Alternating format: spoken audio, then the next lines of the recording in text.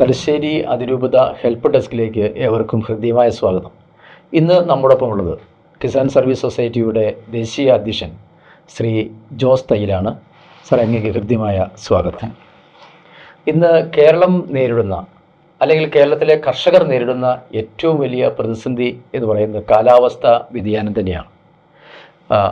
അനവസരത്തിൽ വരുന്ന മഴ, അല്ലെങ്കിൽ അധിക വൃഷ്ടി, ഇനി മഴക്കാലത്ത് ഉണ്ടാകുന്ന വേനൽക്കാലത്ത് വരുന്ന മഴ, അങ്ങനെ കാലാവസ്ഥ വളരെ വ്യത്യസ്തമായി കൊണ്ടിരിക്കുകയാണ് കേരളത്തെ സംബന്ധിച്ചിടത്തോളം. കർഷകർക്ക് അതുകൊണ്ട് തന്നെ വിളകളുടെ നഷ്ടം അത് ഗണ്യമായ രീതിയിൽ വർദ്ധിക്കുകയാണ്.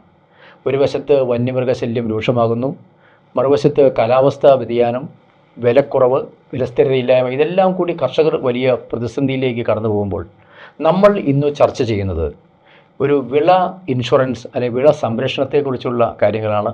നമുക്ക് ജോസാറെ, വിളകൾക്ക് സംഭവിക്കുന്ന നഷ്ടങ്ങൾക്ക് ഒരു കർഷകൻ എന്താണ് ചെയ്യേണ്ടത് എന്ന് തന്നെ തുടങ്ങി ആദ്യത്തെ ചോദ്യം അതിലേക്ക് തന്നെ വരാം. ഒരു കർഷകൻ എന്താണ് ചെയ്യേണ്ടത്? ഇന്ന് ജോർജ് സാറ് പറഞ്ഞ വിഷയം വളരെ പ്രധാനപ്പെട്ടതാണ്. ഈ കാലാവസ്ഥാ വ്യതിയാനം എന്ന് പറയുന്നത് ഒരു ആഗോള പ്രതിഭാസമാണ്. നമ്മളൊക്കെ ചെറുപ്പകാലങ്ങളിൽ നല്ല മഴയുണ്ടായിരുന്നു, വേനലുണ്ടായിരുന്നു, അതിനൊക്കെ ഒരു പ്രത്യേക കാലഘട്ടം ഉണ്ടായിരുന്നു. ഇപ്പോൾ ഏത് സമയത്താണ് മഴ വരുന്നതെന്ന് ആർക്കും പറയാൻ പറ്റുന്നില്ല, എപ്പോഴാണ് വേനലെന്ന് പറയാൻ പറ്റുന്നില്ല. കൃഷി പലതും നശിച്ചു പോവുകയാണ്. കൂടുതൽ അമിത ചൂട് കൊണ്ട് കൃഷി നശിക്കുന്നു, അമിത മഴ കൊണ്ട് കൃഷി നശിക്കുന്നു, കാറ്റ് മൂലം കൃഷി നശിക്കുന്നു. അതുകൊണ്ട് കൃഷി മേഖല ഇന്ന് ഈ കാലാവസ്ഥാ വ്യതിയാനവുമായി ബന്ധപ്പെട്ട് വലിയ പ്രശ്നങ്ങൾ നേരിട്ടുകൊണ്ടിരിക്കുകയാണ്. ഇതിനൊരു പരിഹാര മാർഗമായിട്ടാണ് ഇന്ത്യ ഗവൺമെൻറ് ഈ കർഷകരെ സഹായിക്കുക എന്ന ലക്ഷ്യത്തോടു കൂടിയിട്ടാണ് ഈ കാലാവസ്ഥാ വ്യതിയാന വിള ഇൻഷുറൻസ് എന്ന് പറഞ്ഞൊരു പദ്ധതി നടപ്പിലാക്കിയിരിക്കുന്നത്. 2 പദ്ധതിയാണ് സെൻട്രൽ ഗവൺമെൻറ് ഇതിൻ്റെ ഭാഗമായിട്ട്. ഒന്ന് പ്രധാനമന്ത്രി ഫസൽ ഭീമ യോജന എന്ന പേരിലും 2 കാലാവസ്ഥാ വ്യതിയാന വിള ഇൻഷുറൻസ് എന്നുള്ള പേരിലും 2 പദ്ധതി ഇന്ന് സെൻട്രൽ ഗവൺമെൻറ് കർഷകർക്ക് വേണ്ടി നടപ്പിലാക്കുന്നുണ്ട്. അത് ഇപ്പോൾ ഈ ഡിസംബർ വരെ ഇപ്പോൾ ഇൻഷുറിൽ ചേരാനുള്ള സമയമായിരുന്നു. ഇനി ഇപ്പോൾ വരുന്ന മെയ് ജൂൺ മാസം ആകുമ്പോൾ അടുത്ത സ്റ്റെപ്പ് വരും. വർഷത്തിൽ 2 പ്രാവശ്യം നമുക്ക് ഈ ഇൻഷുറൻസിൽ ചേരാൻ സാധിക്കും.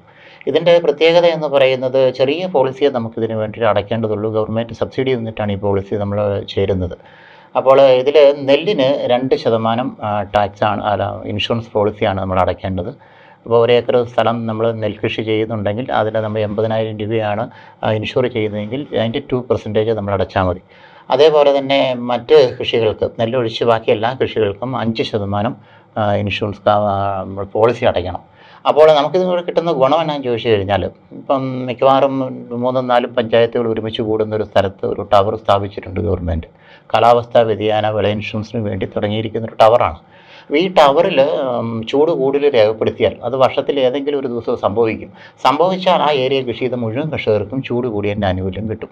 ഈ ടവറിൽ മഴ കൂടുതൽ രേഖപ്പെടുത്തിയാൽ അതും വർഷത്തിൽ എപ്പോഴേലും സംഭവിക്കും. അങ്ങനെ സംഭവിച്ചാൽ ആ ഏരിയയിൽ കൃഷി ചെയ്ത മുഴുവൻ കർഷകർക്കും മഴക്കെടുതിയുടെ ആനുകൂല്യം കിട്ടും. ഇതിന് നമ്മൾ ഒറ്റത്തേക്കും ഫോട്ടോ എടുത്തുകൊണ്ട് പോവുകയോ ഒന്നും ചെയ്യേണ്ട. അത് ടവർ കൃത്യമായി വർക്ക് ചെയ്യുന്നുണ്ടെങ്കിൽ, ആ ടവറിൽ രേഖപ്പെടുത്തിയിട്ടുണ്ടെങ്കിൽ ആ ഏരിയയിലെ എല്ലാ കൃഷിക്കാർക്കും ഇതിൻ്റെ ആനുകൂല്യം കിട്ടും. അതെങ്ങനെയാണ് കിട്ടുന്നതെന്ന് ചോദിച്ചു കഴിഞ്ഞാൽ, നമ്മൾ ചെയ്യേണ്ടത് ഇത് നമുക്ക് അക്ഷയ കേന്ദ്രത്തിലോ അല്ലെങ്കിൽ CSC സെൻ്ററുകളിലോ പോയിട്ട് നമുക്കിതിനകത്ത് ചേരാം. കൃഷിഭവനിൽ പോകണം നിർബന്ധങ്ങളൊന്നുമില്ല. CSC സെൻ്ററിൽ ചെന്നാലും നമുക്ക് ഈ ഓൺലൈനായിട്ട് തന്നെ നമുക്കിതിന് ചേരാം. ചില പഞ്ചായത്തുകളിലൊക്കെ ഇതിൻ്റെ ഏജൻറ്റുമാർ വർക്ക് ചെയ്യുന്നുണ്ട്. കിസാൻ സർവീസ് സൊസൈറ്റി പല സ്ഥലത്തും ഇതിന് ഏജൻസി കൊടുത്തിട്ടുണ്ട്. അപ്പോൾ അവരിലൂടെയും നിങ്ങൾക്കിത് ചേരാം, അല്ലെങ്കിൽ CSC സെൻ്ററിൽ പോയാലും നമുക്ക് ഈ പദ്ധതിയിൽ ചേരാം. ചേരുമ്പോൾ നമ്മൾ ഈ പോളിസി മിനിമം തുക അടച്ചാൽ മതി. അടച്ച് ചേർന്ന് കഴിഞ്ഞ് കഴിഞ്ഞാൽ ഈ ടവറിൽ ഞാൻ ഈ പറഞ്ഞ മാതിരി ചൂട് കൂടുതൽ രേഖപ്പെടുത്തി കിട്ടിയാൽ നമ്മുടെ അക്കൗണ്ടിലേക്കാണ് ഈ പൈസ വരിക. ഞാനിപ്പോൾ കാസർഗോഡ് ജില്ലയിൽ ബോവിക്കാനോ എന്ന സ്ഥലത്ത് ഇൻഷുർ ചെയ്തപ്പോൾ ആദ്യം കർഷകർക്ക് മടിയായിരുന്നു. സാധാരണ വിള ഇൻഷുറൻസ് കിട്ടിയാല എന്നൊരു കാഴ്ചപ്പാടാണ് സാധാരണ കർഷകരുടെ വായിൽ നിന്ന് വരുന്ന വാക്ക്. കാരണം അവരാരും അത് ചേരാറുമില്ല. ചേർന്നാലും കിട്ടാത്തൊരു സാഹചര്യം പലപ്പോഴും ഉണ്ട്. അപ്പോൾ അങ്ങനെ വന്നതുകൊണ്ട് പലർക്കും ഇത് മടിയാണ്. അപ്പം നമ്മൾ നിർബന്ധിച്ച് ചേർത്തിട്ട് പോലും അവർക്ക് നിവൃത്തിയില്ലാതെ ചേർന്ന ആൾക്കാരുണ്ട്. പക്ഷേ 1 ഇയർ കഴിഞ്ഞപ്പോൾ അവർ പറയുന്നു, സാറേ ഞങ്ങളുടെ അക്കൗണ്ടിൽ 6,000 രൂപ എത്തി. കവുങ്ങ് കർഷകരാണ് അവിടെ ഏറ്റവും കൂടുതലുള്ളത്. അപ്പോൾ ചെറിയ പോളിസി അടച്ച എല്ലാവരുടെയും ഞാൻ 28 പേരെ ഒരിക്കൽ അതിനകത്ത് ചേർത്ത് കഴിഞ്ഞപ്പോൾ ആ 28 പേരുടെ അക്കൗണ്ടിലും 6,000 രൂപ വെച്ച് വന്നു. കാരണം ഒരു ടവറിൻ്റെ ലൊക്കേഷൻ അതിൻ്റെ പരിധിക്കുള്ളിലാണെങ്കിൽ തീർച്ചയായും എല്ലാവർക്കും കിട്ടും. അപ്പം മറ്റുള്ള കർഷകർക്ക് എന്തുകൊണ്ടാണ് ഇത് കിട്ടാത്തതെന്ന് വെച്ചാൽ നമ്മൾ ചേരാഞ്ഞിട്ടാണ് കിട്ടാത്തത്. ഇപ്പോൾ ഈ കഴിഞ്ഞ 2022 കേരളത്തിന് 94 കോടി രൂപയാണ് സെൻട്രൽ ഗവൺമെൻറ് ഈ വകയിൽ പോളിസി ക്ലെയിം കൊടുത്തത്. അതിന് മുന്നത്തെ വർഷം 90 കോടി രൂപ കേരളത്തിൽ കിട്ടിയതാണ്. ഇതിൽ ഏതെല്ലാം വിളകളാണ് ഇതിൽ ഉൾപ്പെടുത്തിയിരിക്കുന്നത്? നമുക്ക് ഒരുവിധം എല്ലാ വിളകളും പെടുത്തിയിട്ടുണ്ട്. ഇപ്പോൾ വാഴ ഉദാഹരണം പറഞ്ഞാൽ ഇപ്പോൾ കാലാവസ്ഥ, ഇപ്പോൾ കാറ്റ് വന്നാൽ ഏറ്റവും ആദ്യം നിലം പതിക്കുന്ന വാഴയാണ്. വാഴയ്ക്ക് എല്ലാം വാഴയും ഇതിനകത്ത് പെടുത്തിയിട്ടുണ്ട്, ഇഞ്ചി, മഞ്ഞൾ എല്ലാം, റബ്ബർ ഉൾപ്പെടെ ഇതിനകത്ത് പെടുത്തിയിട്ടുണ്ട്. പക്ഷെ വാഴ നമ്മൾ കാറ്റ് വീശി കഴിഞ്ഞാൽ ടവറിന് കണ്ടുപിടിക്കാൻ പറ്റത്തില്ല. അപ്പോൾ കാറ്റ് വീശിയെങ്കിൽ നമ്മൾ എന്ത് ചെയ്യണം, അത് ഫോട്ടോ എടുത്ത് അപ്ലോഡ് ചെയ്യണം, സൈറ്റിൽ അപ്ലോഡ് ചെയ്യണം. അപ്പോൾ ജില്ലയിൽ ഒരു ഉദ്യോഗസ്ഥന് ഇതിന് വേണ്ടി നിയമിതനായിട്ടുണ്ട്. അദ്ദേഹം വന്ന് നോക്കുവോ, അങ്ങനെ ആവശ്യമുണ്ടെങ്കിൽ വന്ന് നോക്കി അദ്ദേഹം സർട്ടിഫൈ ചെയ്യും ഈ വാഴ പോയതാണ്. അല്ലെങ്കിൽ നെല്ല് വെള്ളം കയറി മറിഞ്ഞ് നശിച്ചു പോയാലും ഈ സ്കീമിൽ നമുക്ക് അത് നമ്മൾ ഫോട്ടോ എടുത്തു കൊടുക്കും. അങ്ങനെയുള്ള സംഭവങ്ങൾക്ക് ഫോട്ടോ എടുത്ത് അപ്ലോഡ് ചെയ്യണം. മറിച്ചുള്ളതെല്ലാം നമുക്ക് ഈ ടവറിൻ്റെ രേഖ വെച്ചിട്ടായിരിക്കും ആനുകൂല്യം കിട്ടുക. ഈ ഇൻഷുറൻസിന് നമ്മൾ എവിടെയാണ് അപേക്ഷിക്കുക? ഇത് സെൻട്രൽ ഗവൺമെൻറ്റിൻ്റെ സ്കീമാണെങ്കിലും ഞാൻ പറഞ്ഞില്ല, ഏജൻസികളുണ്ട്, ഏജൻസി ത്രൂ വേണമെങ്കിൽ ചെയ്യാം. ഇല്ലെങ്കിൽ നമുക്ക് ഈ CSC സെൻറ്ററിൽ പോയി ആപ്ലിക്കേഷൻ കൊടുക്കാം. ഇനി CSC സെൻറ്ററുകാർക്ക് ചില CSC സെൻറ്ററുകാർ അതിൻ്റെ ഏജൻസി ആയിട്ട് എടുത്തിട്ടുണ്ടാവും. അപ്പോൾ അവർക്കത് അപ്ലോഡ് ചെയ്യുമ്പോൾ അതിൻ്റെ ഒരു ചെറിയ പെർസെൻറ്റേജ് ഗവൺമെൻറ് അവർക്ക് കൊടുക്കുന്നുണ്ട്. അപ്പോൾ അവിടെ തന്നെ നമുക്ക് ഈ ഫോട്ടോയും അപ്ലോഡ് ചെയ്യാം. ഇനി നമുക്ക് ഓൺലൈനായിട്ട് ഡയറക്റ്റ് വേണമെങ്കിൽ നേരിട്ടും ചെയ്യാം. അപ്പോൾ നമുക്ക് ഒരു മൊബൈൽ കയ്യിലുണ്ടെങ്കിൽ മൊബൈലിലൂടെയും നമുക്ക് ചെയ്യാവുന്ന മൊബൈലിലൂടെയും ചെയ്യാവുന്ന ഒരു പദ്ധതിയാണിത്. ഇതിൻ്റെ നഷ്ടപരിഹാര തുക നമുക്ക് എങ്ങനെയാണ് ലഭിക്കുക? ഈ നഷ്ടപരിഹാര തുക നമ്മുടെ ബാങ്ക് അക്കൗണ്ടിലേക്ക് തന്നെ വരുന്നുണ്ട്. ഇതിന് നമ്മൾ ചേരുമ്പോൾ തന്നെ നമ്മുടെ അക്കൗണ്ട് അതിന് കിസാൻ ക്രെഡിറ്റ് കാർഡ് വേണമെന്നോ അങ്ങനെ വല്ല നിർബന്ധങ്ങളൊന്നുമില്ല. കിസാൻ ക്രെഡിറ്റ് കാർഡിൽ ലോൺ എടുക്കുന്നവർ ഇൻഷുർ ചെയ്തിരിക്കണമെന്ന് ഇപ്പോൾ അതെല്ലാ ലോണിനും അങ്ങനെയുണ്ട്. ആ ബാങ്കിന് അവരുടെ പൈസ സെക്യൂരിറ്റി ഉറപ്പ് വരുത്താൻ വേണ്ടിയിട്ട് ഇൻഷുർ ചെയ്യണമെന്ന് ആവശ്യപ്പെടുന്നുണ്ട്. സെൻട്രൽ ഗവൺമെൻറ് കിസാൻ ക്രെഡിറ്റ് കാർഡിൽ ലോൺ കൊടുക്കുമ്പോൾ ഇൻഷുർ ചെയ്തിരിക്കണമെന്ന് പറയാറുണ്ട്. പക്ഷേ ചില ബാങ്കുകാരൊന്നും വലിയ താല്പര്യമൊന്നും എടുക്കുന്നില്ല. പക്ഷേ ഇനി മുന്നോട്ട് അതുണ്ടാവും. കാരണം വണ്ടി ഇൻഷുർ ചെയ്യുന്ന പോലെ, വീട് ഇൻഷുർ ചെയ്യുന്ന പോലെ കൃഷിയും ഇൻഷുർ ചെയ്യണം എന്നുള്ളത് നിർബന്ധമായി വരുന്നുണ്ട്. ഇപ്പോൾ സാറ് പറഞ്ഞ പോലെ വിള ഇൻഷുറൻസിൽ നമുക്ക് കാറ്റ് മൂലം ഉള്ള നഷ്ടങ്ങൾക്ക് ഇൻഷുറൻസ് പരിരക്ഷ ലഭിക്കുന്നു. കാറ്റ് മൂലമുള്ള പരിരക്ഷയും കിട്ടും. അത് കിട്ടണമെങ്കിൽ ഞാൻ പറഞ്ഞില്ല, ചില ഏരിയയ്ക്ക് ചില കാര്യങ്ങൾക്ക് മണ്ണിടിച്ചിൽ മൂലം സ്ഥിരമായിട്ട് മണ്ണിടിയെടുത്ത് അങ്ങനെയുള്ളത് കിട്ടത്തില്ല. അതെല്ലാ ഇൻഷുറൻസിനും ചില ബ്ലോക്കിംഗ് ഉണ്ടാവും. അത് ഇതിൻ്റെ ചാർട്ടുണ്ട്. ആ ചാർട്ടിൻ്റെ അകത്ത് കൃത്യമായിട്ട് ഇതിൻ്റെ കാര്യങ്ങൾ പറയുന്നുണ്ട്. പിന്നെ ടവറുകൾ എവിടെയാണ് ഉള്ളത് എന്നുള്ളത് നെറ്റിൽ കയറി സെർച്ച് ചെയ്താൽ കാലാവസ്ഥാ വ്യതിയാന വിള ഇൻഷുറൻസ് അടിച്ചു കഴിഞ്ഞാൽ നമുക്ക് അതിൻ്റെ കുറിച്ചുള്ള ഡീറ്റെയിൽസ് മലയാളത്തിൽ തന്നെ കിട്ടും. ഇതിന് എവിടെയൊക്കെ ടവർ ഉണ്ടെന്ന് നമുക്ക് അറിയണമെങ്കിലും ടവർ ലൊക്കേഷനും നമുക്ക് നെറ്റിൽ നിന്ന് കിട്ടും. അതുപോലെ തന്നെ കീടരോഗബാധകൾ അല്ലെ മഞ്ഞളിപ്പ് ഇങ്ങനെയുള്ള രോഗങ്ങൾ വന്ന് കൃഷി നഷ്ടപ്പെട്ടു പോയാൽ നമുക്ക് അതിനുള്ള അവസരമുണ്ടോ? ഈ കൃഷി നാശം സംഭവിച്ചു കഴിഞ്ഞാൽ ആനുകൂല്യം കിട്ടും. പ്രത്യേകിച്ച് വിളകളുടെ തൂക്കം കുറഞ്ഞാൽ പോലും തരും എന്നുള്ളതാണ്. ഇപ്പം നമുക്കിപ്പം കീടം ബാധിച്ചിട്ട് ചിലപ്പം തൂക്കം കുറയാം. ഇപ്പോൾ ഒരു നേന്ത്രക്ക നമുക്കൊരു കേരളത്തിലെ ഒരു അളവുണ്ട്, ഇത്ര തൂക്കം വരെ ഒരു നേന്ത്രക്കായ്ക്ക് സ്റ്റാൻഡേർഡ് അളവുണ്ട്. ഇപ്പം ചില ഏരിയയിൽ ചിലപ്പം കൂടുതൽ കാണും. ഇപ്പം നമുക്ക് നമ്മുടെ സാധാരണ കൃഷിഭവനിലൊക്കെ ആണെങ്കിൽ അവിടെ കൃഷി ഓഫീസറോട് ചോദിച്ചു കഴിഞ്ഞാൽ പറയും 12 കിലോ അല്ലെ 11 കിലോ അല്ലെ 13 കിലോ എന്നൊരു കണക്കുണ്ടാവും. ഇന്ത്യയിൽ ഏറ്റവും കൂടുതൽ 44 കിലോ കാണിക്കുന്നത് മഹാരാഷ്ട്രയിലാണ്. നമ്മുടെ യൂണിറ്റുകൾ മഹാരാഷ്ട്രയിൽ 44 കിലോ ഒരു നേന്ത്രക്കായ്ക്ക് ഒരു കൊലയിൽ നിന്ന് കിട്ടും. അതാണ് അവരുടെ കണക്ക്. ഈ 44 കിലോ 40 കിലോ ആയി പോയാൽ 4 കിലോ സർക്കാർ തരും നഷ്ടം. അപ്പം നമുക്കിവിടെ 12 കിലോയാണ് ഒരു നേന്ത്രക്കൊലയ്ക്ക് ഉള്ളതെങ്കിൽ നമുക്കത് 8 കിലോയെ കിട്ടുന്നുള്ളൂ. കീടം ബാധിച്ചിട്ടോ രോഗം ബാധിച്ചിട്ടോ അതിൻ്റെ അളവ് കുറഞ്ഞു പോയാൽ ബാക്കി 4 കിലോ നമുക്ക് ഗവൺമെൻറ് തരണം. അതാണ് സിസ്റ്റം. പക്ഷേ ഇതൊന്നും ആരും പഠിക്കുന്നുമില്ല, മനസ്സിലാക്കുന്നുമില്ല. അതിനു വേണ്ടിയിട്ടുള്ള തയ്യാറെടുപ്പുകളും നടത്തുന്നില്ല. ഇത് നമ്മൾ കാലാവസ്ഥാ വ്യതിയാനം കൊണ്ട്, പ്രകൃതി ദുരന്തങ്ങൾ കൊണ്ട് സംഭവിക്കുന്ന കാര്യങ്ങളാണ് നമ്മളിവിടെ ചർച്ച ചെയ്തത്. നമുക്കറിയാം വന്യമൃഗശല്യം കാർഷിക മേഖലയെ ഏറ്റവും കൂടുതൽ പ്രതിസന്ധിയിലാക്കുന്ന ഒരു കാര്യമാണ്.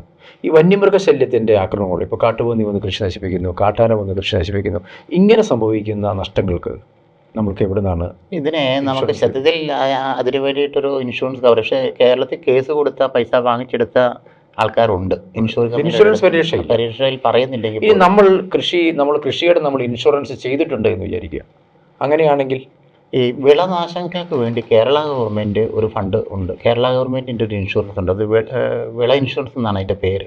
അത് ശരിക്കും ഇൻഷുറൻസ് അല്ല. നമുക്ക് ഇങ്ങനെയുള്ള കെടുതികൾ വരുമ്പോൾ സർക്കാർ നമുക്കതിനൊരു ഇപ്പോൾ ഒരു പ്രകൃതിക്ഷോഭം ഉണ്ടായി, അപ്പം വിളകൾ സഹായധനം.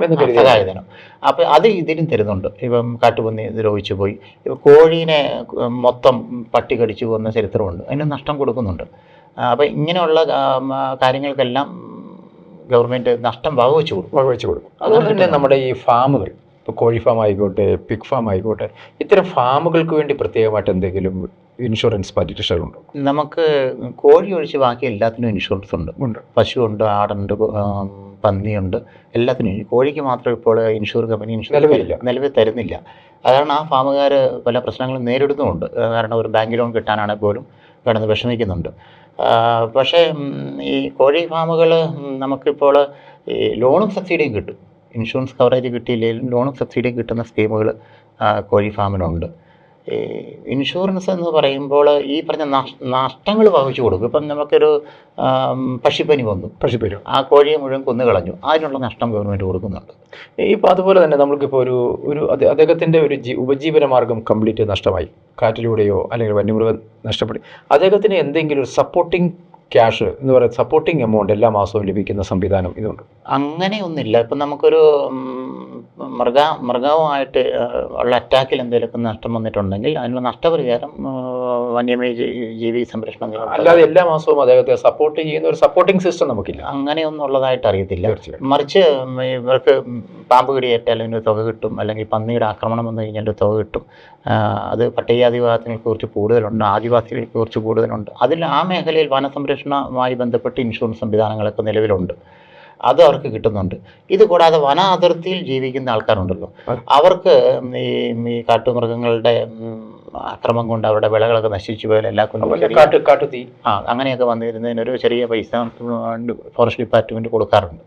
അതൊക്കെ ഒരു ചെറിയ മാത്രമേ. അതുപോലെ നാളികേരം, അവൻ്റെ നമ്മുടെ ചെറുകിട വിളകൾക്കപ്പുറം വൻകിട റബ്ബർ, നാളികേരം അങ്ങനെയുള്ള ദീർഘകാല വിളകൾക്ക് പ്രത്യേകമായിട്ട് എന്തെങ്കിലും ഇൻഷുറൻസ് പരിരക്ഷകളുണ്ട്? ഈ തെങ്ങിനും റബ്ബറിനും എല്ലാം ഇൻഷുറൻസ് പരിരക്ഷയുണ്ട്. ഇപ്പം റബ്ബറാണെങ്കിൽ പോലും നമുക്കിപ്പോൾ ഒരു കാലാവസ്ഥ കാരണം നമുക്ക് വെട്ടേണ്ട സമയത്ത് വെട്ടാൻ പറ്റുന്നില്ല, മഴ നീണ്ടു നിൽക്കുക, ആ 10 ദിവസം വെട്ടാൻ പറ്റില്ല, 10 ദിവസത്തെ നഷ്ടം തരണം എന്നുള്ളതാണ് ഇൻഷുറൻസിൻ്റെ സിസ്റ്റം.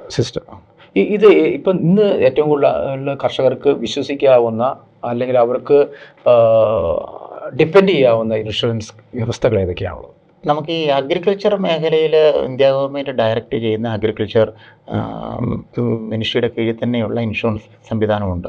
അതാണ് ഈ സെൻട്രൽ ഗവൺമെൻറ്റിൻ്റെ ഫസൽ ഭീമ യോജനയും ഈ അതേപോലെ തന്നെ കാലാവസ്ഥാ വ്യതിയാന വിള ഇൻഷുറൻസും. മറ്റ് ഇൻഷുറൻസ് എന്ന് പറയുന്നത് ഇപ്പം മിൽമയിൽ പശുവിനെ വളർത്തുന്നവർക്ക് ഇൻഷുറൻസ് കിട്ടുന്നുണ്ട്.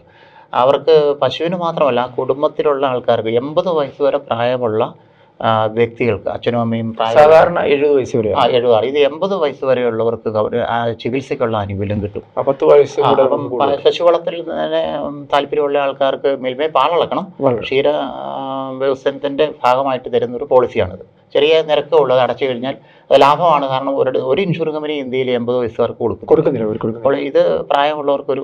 അതുപോലെ തന്നെ ക്ഷീര മേഖലകളിലേക്ക് ഇറങ്ങുന്ന കർഷകർക്ക്, പ്രത്യേകിച്ച് വനിതകൾക്ക് അധികമായിട്ട് എന്തെങ്കിലും ആനുകൂല്യം ലഭിക്കുന്നതായിട്ട് അറിയാൻ കഴിയുന്നുണ്ട്?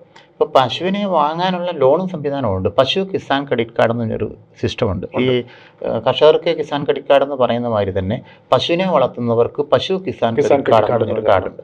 അതും മറ്റേതിൻ്റെ അതേ പ്രൊസീജിയർ തന്നെയാണ്. ഇപ്പോൾ അതിൻ്റെ വാല്യൂ 5 ലക്ഷം രൂപയായിട്ട് ഈ കഴിഞ്ഞ ബജറ്റിൽ ഉയർത്തിയിട്ടുണ്ട്. ഒരാൾക്ക് 5 ലക്ഷം രൂപ വരെ പശു കിസാൻ ക്രെഡിറ്റ് കാർഡ് കിട്ടും. അതിൽ 2 ലക്ഷം രൂപ വരെ ഈടില്ലാതെ കിട്ടും. 2 ലക്ഷം രൂപ വരെ ഈടില്ലാതെ കിട്ടും. അപ്പം നമുക്കൊരു നല്ല പശുക്കളെ വാങ്ങണമെന്നവർക്ക് 2-3 പശുവിനെ വാങ്ങാനുള്ള പൈസ അതിൽ നിന്ന് കിട്ടും. അതിന് ഈടൊന്നും കൊടുക്കണ്ട. ബാങ്കിൽ നിന്ന് ഡയറക്റ്റായിട്ട് പശു കിസാൻ ക്രെഡിറ്റ്, അതിന് 4% പലിശയേ ഉള്ളൂ. ഈ 4% പലിശയ്ക്ക് ഇവർക്ക് കിട്ടുന്ന ഈ ഇത് വെച്ചിട്ട് ഒരാൾക്ക് സുഖമായിട്ട് ജീവിച്ചു പോകാനുള്ള വരുമാനം ഉണ്ടാക്കാൻ പറ്റും. തീർച്ചയായും നമ്മൾ ഇത്രയും നേരം ചർച്ച ചെയ്തത് വിള ഇൻഷുറൻസ് മേഖലയിലെ പരിരക്ഷയെക്കുറിച്ചായിരുന്നു. ഒരു ഹെൽത്തി ഫാർമർ, അതുതന്നെയാണ് ഒരു വെൽത്തി നേഷൻ്റെ അടയാളം. എല്ലാ കർഷകരും ഇത്തരം ഗവൺമെൻറ്റിൻ്റെ ആനുകൂല്യങ്ങൾ കുറിച്ച് അറിവുള്ളവരാകുക, അത് നേടിയെടുക്കുവാനുള്ള പ്രാപ്തരാകുക, അതിനുള്ള ഒരു അവസരമാണ് തലശ്ശേരി അതിരൂപതയുടെ ഹെൽപ്പ് ഡെസ്കിലൂടെ നിങ്ങൾക്ക് ലഭ്യമാകുന്നത്. ഇനി വീണ്ടും കാണുന്നത് വരെ വിട. നന്ദി.